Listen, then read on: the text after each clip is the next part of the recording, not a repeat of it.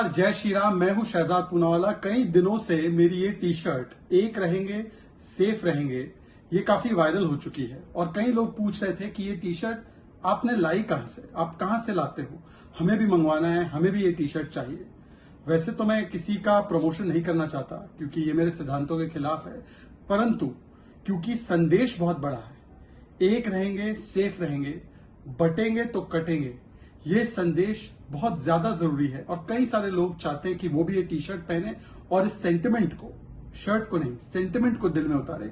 इसीलिए आज से लेकर कई दिनों तक जो भी इस टी शर्ट को बटेंगे कटेंगे मर्चेंडाइज को या इस प्रकार की जो टी शर्ट्स है उसको मैन्युफैक्चर करने वाले भारत के जो मैन्युफैक्चरर्स होंगे, जो लोकल मैन्युफैक्चरर्स होंगे, खास करके स्मॉल मैन्युफैक्चरर्स, मैं उनके एक एक लिंक आपको शेयर करता रहूंगा।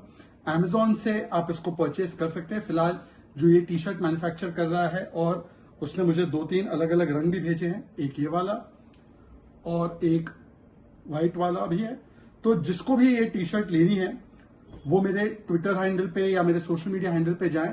वहां पर मैं अलग अलग मैन्युफैक्चरर्स के अलग अलग जो लोग इसको बनाते हैं उनके लिंक्स वहां पर डालूंगा और ज्यादातर ये स्मॉल बिजनेसेस ही होंगे, छोटे लोकल उद्योग होंगे जो यहीं बनाते हैं। जय हिंद, जय श्री राम, धन्यवाद। महाराष्ट्र चुनाव में अब एक हफ्ते भी समय नहीं बचा है। प्रधानमंत्री जी ने एक है तो सेफ है का नारा दे दिया है, लेकिन भारतीय जनता पार्टी के राष्ट्रीय प्रवक्ता शहजाद पूनावाला जी ने इसको एक टी शर्ट पर ही डाउनलोड कर लिया है। इन्हीं से जानते हैं इसका पर्पस क्या है सर। नहीं, ये केवल टी शर्ट और मग पे नहीं, एक है तो सेफ है और बटोगे तो कटोगे, ये तो एकता का सूत्र है और ये हमारे दिल में है और हरियाणा वासियों ने तो दिखा दिया कि उनके मन में भी था। महाराष्ट्र और झारखंड भी दिखाने वाला है क्योंकि हरियाणा झांकी है, महाराष्ट्र और झारखंड बाकी है। परंतु कुछ लोगों को एकता के नारे में भी सांप्रदायिकता नजर आती है। वो जमात है जिनको वोट जिहाद सेकुलर लगता है।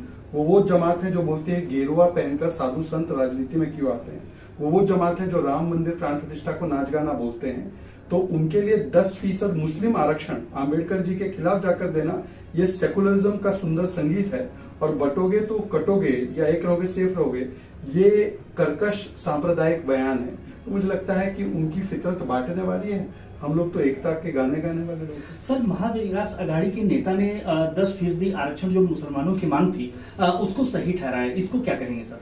देखिए, ये कांग्रेस पार्टी जो है ये आंबेडकर विरोधी है, ये संविधान विरोधी है।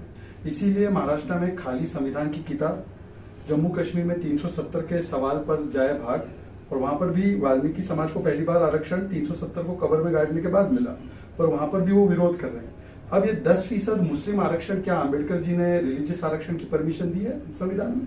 और ये 10% काटेंगे तो किसका काटेंगे? ये ओबीसी समाज का काट कर मुसलमानों को देना चाहते हैं। इसीलिए हिंदुओं को बांटने की राजनीति और वोट बैंक को एक करने के लिए इस प्रकार की बातें की जा रही है। और इसीलिए आज केवल टी शर्ट पर नहीं, बटोगे तो कटोगे ये नारा हमें दिल में उतारना है। और बांग्लादेश में देखिए क्या हुआ हिंदुओं के साथ, कनाडा में देखिए हिंदुओं के साथ क्या हुआ, जहां बटे हैं वहां कटे हैं।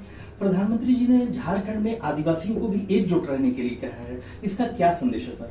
नहीं, देखिए, आदिवासी समाज की रोटी बेटी माटी संस्कृति पर वोट बैंक के नाम पर जो अतिक्रमण और हमला किया गया, इस पर तो स्वयं झारखंड हाईकोर्ट ने बोला है। आज संथाल परगना में या उन इलाकों में जहां पर आदिवासी बसते थे उनकी पूरी समाप्ति हो रही है और वहां पर वोट बैंक को किस प्रकार से सुनियोजित ढंग से रोहिंग्याओं को बसाया गया है। ये बात मैं नहीं कह रहा, ये खतरा है और ये बहुत बड़ा खतरा हमारे सेकुलरिज्म और डेमोक्रेसी के लिए भी बनेगा। इसीलिए आगाह होना पड़ेगा और आदिवासी समाज को ये बात समझ में आ रही है। इसलिए चंपई सोरेन जी से लेकर मदन मुर्मू, ये सभी लोग और वहां का पूरा आदिवासी समाज जो है एकजुट होकर अपने अस्तित्व की लड़ाई लड़ रहा है।